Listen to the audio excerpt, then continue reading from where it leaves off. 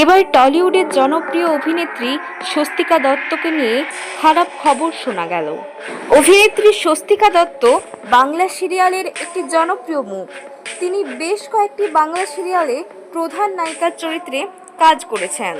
তার মধ্যে একটি হলো কি করে বলবো তোমায়, এবং আরও একটি সিরিয়াল হলো তোমার খোলা হাওয়া।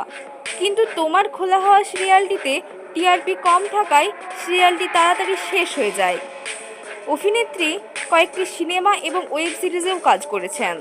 বর্তমানে অভিনেত্রী স্বস্তিকা দত্ত ভানুপ্রিয়া ভূতের হোটেল নামে একটি সিনেমাতে কাজ করছিলেন। এই সিনেমায় মিমি চক্রবর্তী এবং বনি সেনগুপ্তও রয়েছে। এই সিনেমাতে কাজ করার সময় চোখে লেন্স পরতে গিয়ে চোখে চোট পায় অভিনেত্রী স্বস্তিকা দত্ত, আর সেখানেই হয় বিপদ। তারপর তার চোখে প্রচণ্ড ব্যথা শুরু হয়। তৎক্ষণাৎ অভিনেত্রীকে ডাক্তারের কাছে নিয়ে যাওয়া হয়। ডাক্তার জানায় চোখের কর্নিয়া ক্ষতিগ্রস্ত হয়েছে, বেশ কয়েকদিনের বিশ্রাম প্রয়োজন। তাই অভিনেত্রী এখন কাজ বন্ধ রেখেছেন। এই খবরটি অভিনেত্রী নিজেই সোশ্যাল মিডিয়ায় পোস্ট করে জানায়। আমাদের চ্যানেলে নতুন হয়ে থাকলে চ্যানেলটিকে সাবস্ক্রাইব করে অবশ্যই পাশে থাকবেন।